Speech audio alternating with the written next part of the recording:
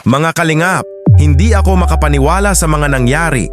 Paano mo haharapin ang taong tumulong na mabago ang buhay mo kung ang ending ay umabot pa sa Raffy Tulfo in action? Ito ang tanong na hanggang ngayon ay pinag-uusapan pa rin ng maraming kalingap supporters. At ang mas nakakagulat, sinabi mismo ni Kuya Val na sana raw ay hindi na lamang pinuntahan ni Kuya Rab noon, sina V. Bakit kaya niya ito nasabi? Ano ba talaga ang dahilan? Samahan ninyo ako hanggang dulo dahil marami tayong mapag-uusapan sa reaction video na ito. Pero bago tayo magsimula mga kalingap, isang napakalaking shoutout muna sa ating founder ng Team Kalingap na si Kuya Val Santos Matubang at syempre sa ating napakapoging Kuya Rab. Maraming salamat po sa walang sawang pagtulong sa napakarami nating kababayan. God bless po at sa buong Team Kalingap family. At ngayon dumako na tayo sa ating main topic. Sa naging vlog nga ni Kuya Rab, ibinahagi ni Kuya Val na noong unang vlog pa lamang ni V 2 taon na ang nakakalipas, hindi pa raw makikitaan si V ng pagiging maldita o anumang ibang ugali. Kumbaga, napakabait pa ng ating nakita noon sa kanilang pamilya. Dito po sa vlog na ito ni Kalinga Prab Beyonce, talagang batang-bata pa, no? Si Beyonce. Kumbaga sana po, hindi mo pa siya makitaan na may pagkamaldita. Hindi pa po. Sa time na, sa vlog na ito, talagang napakabait na bata, no? Wala pa yung, makitaan mo ng may ibang ugaling natatago. At alam naman natin mga kalingap na matagal na palang gusto ni Doc mapuntahan ni Kuya Rab si V noon. Kasi alam ni Doc na limitado lamang ang kanyang kakayahan upang lubos na makatulong sa kanilang pamilya, kaya inilapit niya sila kay Kuya Rab dahil alam niyang kayang mabago ng Team Kalingap ang kanilang buhay. At hindi naman po natin maikakaila ang napakalaking pagbabago na nangyari sa kanilang pamilya matapos silang matulungan ng Team Kalingap. Pero dito po talaga ako nalungkot mga kalingap. Sinabi mismo ni Kuya Val na sana raw ay hindi na lamang pinuntahan ni Kuya Rab si V noon. Sana hindi na, no? Kasi kita mo naman, pinatulpo tayo. Kung alam lang po natin, mga kaibigan, na itong pamilyang ito ang magpatulpo sa atin. Abay, pambira yan. Tinulungan mo na, binahayan mo na, tapos pambira, no? Pinatulpo tayo. Pinatulpo ang isang Val Santos Matubang. Imagine mga kalingap, ang founder ng Team Kalingap na tumulong sa kanilang pamilya ay umabot pa sa Raffy Tulfo in action. At mas masakit pa rito, nangyari pa ito sa mismong araw ng kasal ng anak ni Kuya Val. Napakasakit pong isipin noon bilang isang ama at bilang founder ng Team Kalingap. At hindi rin po natin maikakaila na isa ang kanilang pamilya sa mga pinakamalaking natulungan ng Team Kalingap.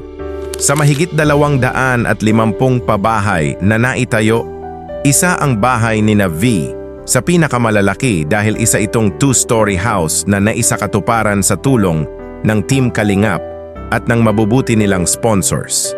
At hindi lamang po iyan. Nabanggit din ni Kuya Val na maging si Edu na tumulong upang mas makilala si V sa Kalingap community sa pamamagitan ng kanilang love team ay nasabihan pa ng sa Raffy Tulfo in action. Isipin mo yung taong tumulong, si Ido, para makilala at sumikat, tinawag na manyak. Gusto ko lang pong linawin na kaya po ako umalis ng love team kasi yung pamangkin po niya ni Kuya Val, manyak po. Yun po yung ano ko. Kaya po talaga ako umalis ng love team. Imagine mga kalingap, 2 taon silang magkasama sa kanilang love team. Maraming masasayang alaala, mga travels, mga challenges na sabay nilang hinarap at maraming good vibes na naibahagi sa mga supporters. Kaya hindi rin po maiiwasang maraming supporters ang nasaktan sa mga nangyari.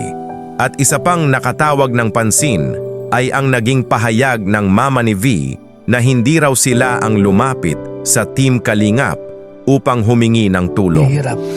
Tignan niyo mga kaibigan, ang taas na po ng lipad ng ina. Hindi kami ang lumapit sa inyo, kayo lumapit sa amin. Grabe, no? Nag-iba na po ang ugali dahil sa pera.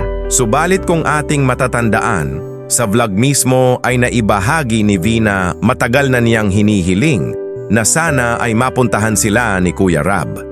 Kaya naman marami rin po sa mga supporters ang nagulat sa naging mga pahayag na ito. Sa last po, yung tinupad niya po yung yung hiling ko po na makita niyo po ako. Napuntahan po ninyo ako.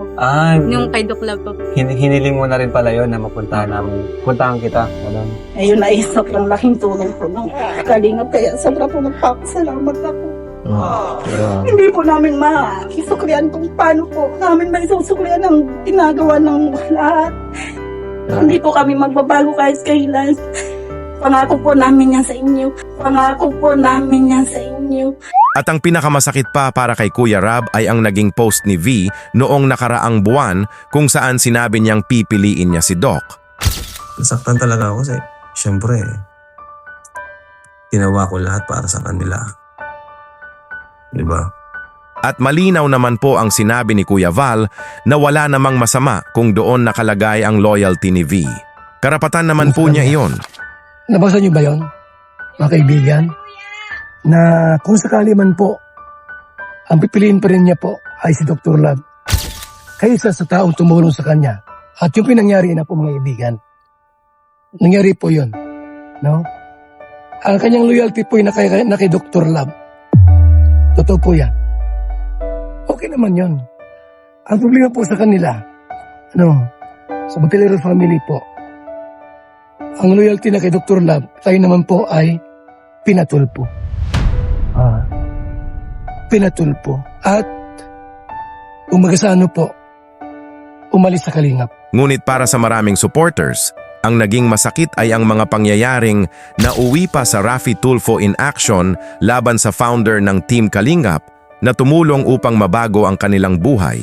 Sa naging live stream naman ni Kuya Rab, inamin niyang nasaktan siya sa naturang post ni V at hindi naman po natin siya masisisi dahil ginawa rin naman niya ang lahat upang matulungan ang kanilang pamilya.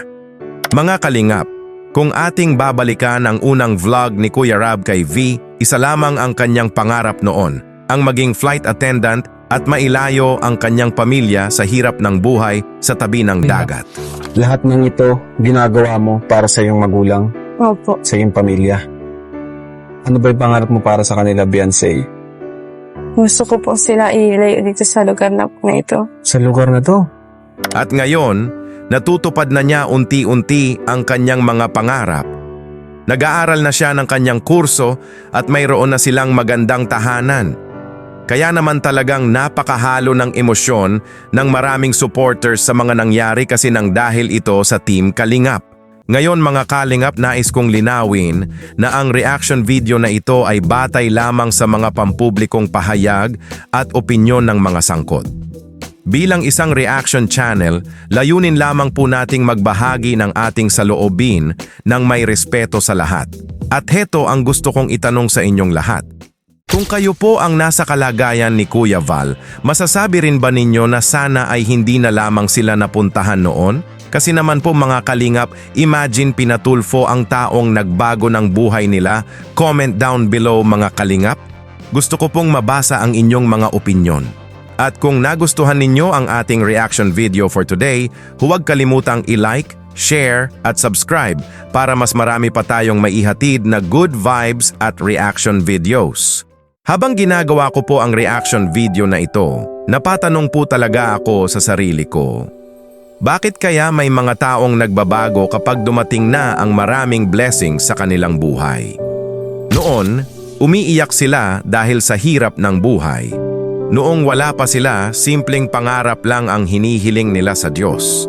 Noong may tumulong sa kanila, napakasaya nila at punong-puno ng pasasalamat ang kanilang mga puso.